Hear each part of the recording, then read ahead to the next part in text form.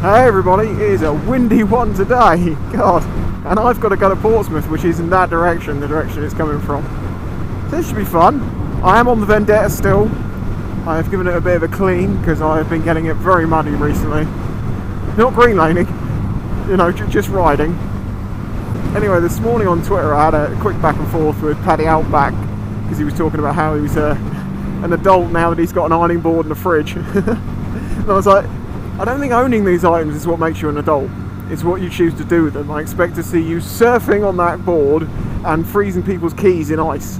And it reminded me of when I was a chef, the things we used to do to people. Now, when you work in a kitchen, if you've never experienced this, it is one of the most stressful environments to work in. And because of this, the humour in the kitchen tends to be quite dark and joshy and messing around. But actually, behind all of it is a very close team of people who care about each other, but you know, you all have a bit of fun. So pranks do get played on people, but to be honest with you, what we were best at was, as a team, working together to prank the bar staff or the waiters or waitresses. We didn't discriminate, we'd go for any of you. And as I say, one of the classic ones is if you can get someone's door keys, not their car keys that's got electronic fob or a chip or anything like that, if it's just a set of plain standard keys and they're in for a while, freeze their keys in a block of ice. Come on, little Lextek Moto! All cop tyres.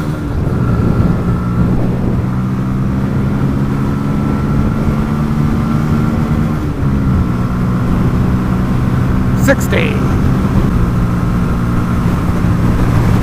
Whoa!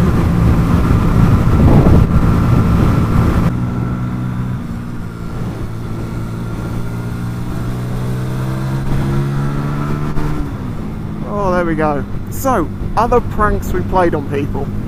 It's important to point out here, these pranks were never damaging to anyone. We never looked to damage anyone's property, and we were willing, if we broke something, to pay for it. That's one thing about playing pranks on people. If you cause, you know, damage to someone because of this prank, you're responsible for it, and the right thing to do is to solve it. If you're not willing to pay the price, don't do the prank, basically. But anyway, one of my favourites was you would, if someone left their phone near you, I'd do this very much to one of the other chefs all the time, we did it to each other. If we left our phone out, you would grab it, wrap it in a piece of blue roll, you know, like kitchen roll, and then you cocoon it in cling film. And you put it back where it was, and they know exactly what you've done to it, because the second they look for where their phone was, they're like, oh, and it takes so long. If you do it, you have to wrap it really tight, and it will take them forever to get through there. So they have to spend the whole time they're trying to get to their phone, just trying to get into it. Of course, the best trick about that actually is you can do that with different items. We used to do it with one of my assistant manager's cigarettes, but this was the best trick about it. We would take his cigarettes and we'd hide them somewhere, and then we'd go and find an empty box of cigarettes and we'd fill it with something like peas to give it a bit of weight.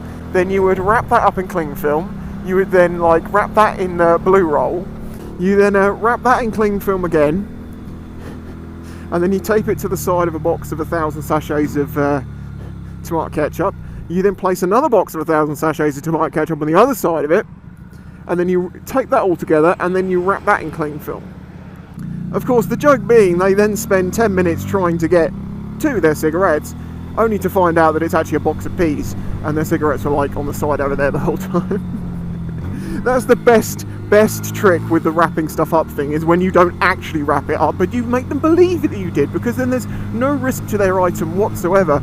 The annoyance is all there, and it gets doubly good when you, after all that, you hadn't even wrapped it up. Another one is when bar staff order food.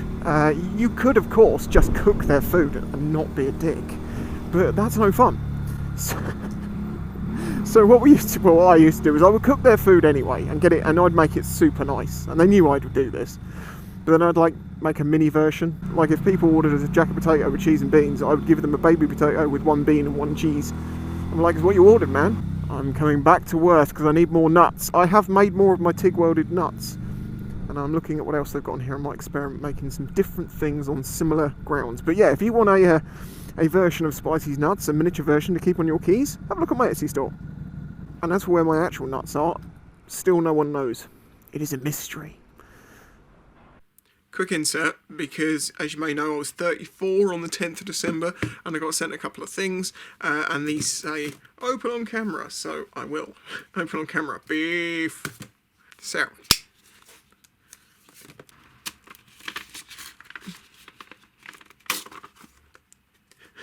what?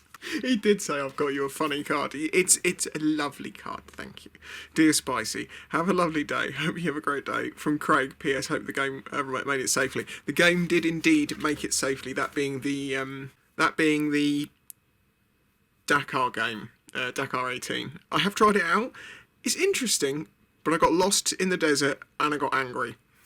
I'm gonna have to try. I think I'm gonna have to watch a tutorial again and be like, how exactly do we play this game? The bike physics, though, are quite entertaining. I feel like I should open this first before reading. I'm getting closer. Getting closer. Wow. Someone has made that. Hi there, Spicy. Hope this package reaches you intact. Please read this note carefully. Firstly, love your work. I watch all your videos, and with any luck, a box of materials will arrive not long after this one.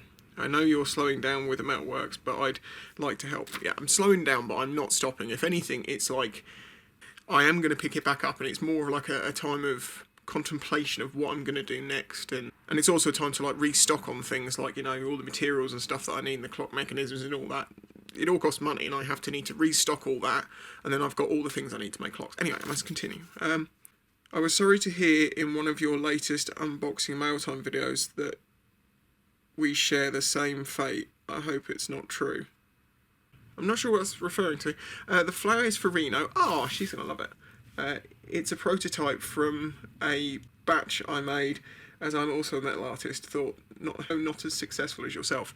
You could sell these to people. These are nice.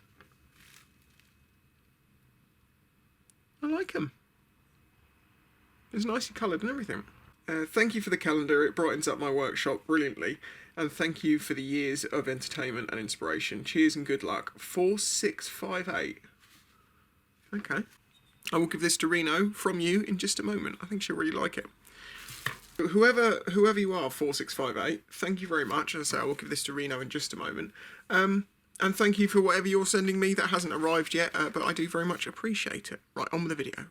I think this is right. I'm trying to work my way into town because I need to go and pick up one of Reno's Christmas presents. Wait, isn't it? That's like the third rider I've seen today with no gloves on. Are you nuts? It's freezing. I mean, besides the whole, like, you know, ripping your hands to pieces thing, it's freezing cold. Anyway, should we get back to the subject of, like, the chef stuff? There is one thing I will say, though, is that you never mess with someone's food. Yeah, sure, make them something else that's like smaller, whatever, but you never mess with their actual food. You don't do anything disgusting to it. I would never do that to a customer. I'd never do it to anyone, because I just think it's just, you know, it's past the line. It doesn't matter how much someone annoys you, doing something disgusting to their food is just not on, because you would absolutely hate it if someone did it to you. So, you know, don't do it to someone else.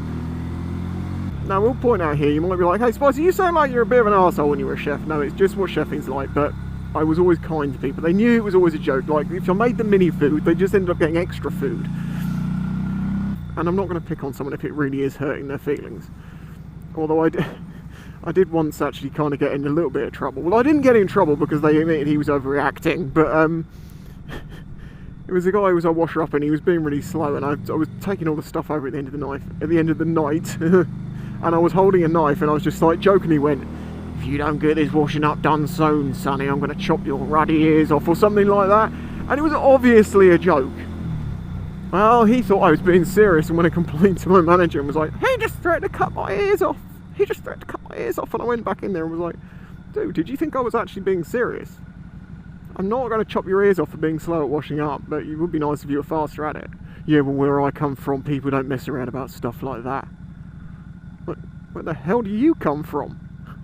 It's like, dude, you live in the southeast of England, trust me, we're not in gangland. I did apologise to him.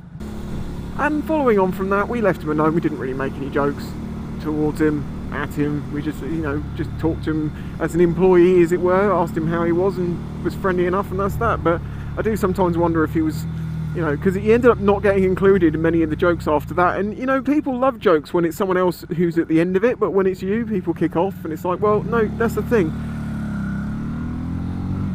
Every now and then you're the butt of the joke, but it comes back around and you get to laugh at 5 people for the one time that you get laughed at. You know, it works out great for all. People who know this area are going, Spicy, you have just literally taken the longest possible route round in a circle to go back where you were going. I know, and I love it. Some of the other pranks we did were far more simple, but it was the repetitiveness that we did them that made it funny. Like there was one person that every time she left her handbag in the kitchen, because she wasn't supposed to, she left it on this rack, and we were like, no, put it in the cloakroom. We'd put half a dozen packets of like ketchup or sauce or something in there. And this would keep happening, and she wouldn't always get them all out, so after time her bag actually started to sort of have a base layer of different condiments. Though I do remember there was a few members of staff at a table and someone's like, have you got any more ketchup? And she's like, oh, I've got some, just goes into a bag and like gets it out. I used to get the same thing done to me. I'd find my gloves full of sugar packets, like they shoved sugar packets, the long thin ones, down each of the fingers of my gloves, so they were really annoying to get back out and stuff like that, and I always thought it was funny. That was... Even when I was like really stressed out and I needed to leave, and I'm like, I can't leave because there's goddamn sugar packets in the fingers of my gloves, it still made me laugh. Good if they chop that hedge down, you could actually see around that roundabout.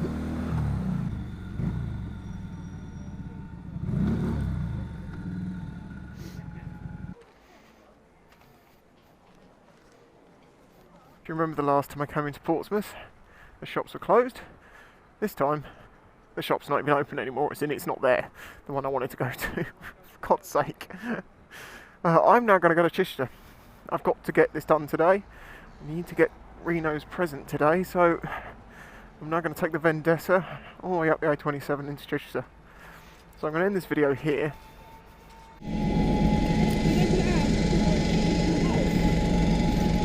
I've just watched that woman advise her friend to not put the cigarette out before putting it in the bin because, you know, they've got the thing on the top for a reason. I have just heard someone say that. Yeah, that's pretty much, that's all I need of Portsmouth now. I'm leaving, I'm going to Chichester. Thank you very much for watching. Don't forget to leave a like if you enjoyed this video. Share your stories of any pranks you play on each other at work, particularly if you were a chef. Huge thanks to my Patreon supporters. I really do appreciate your help in continuing to do this. And there's a few people out there, and you know who you are. Thank you. Right, let's end it there. I'm going to stick some tunes on and get my arse into Chichester. Come on, little Vendetta, you've got some miles to cover now. Be a good test, anyway, if you want to do the review. If you enjoyed this video and the other content on the channel, please consider following the links in the description to show your support.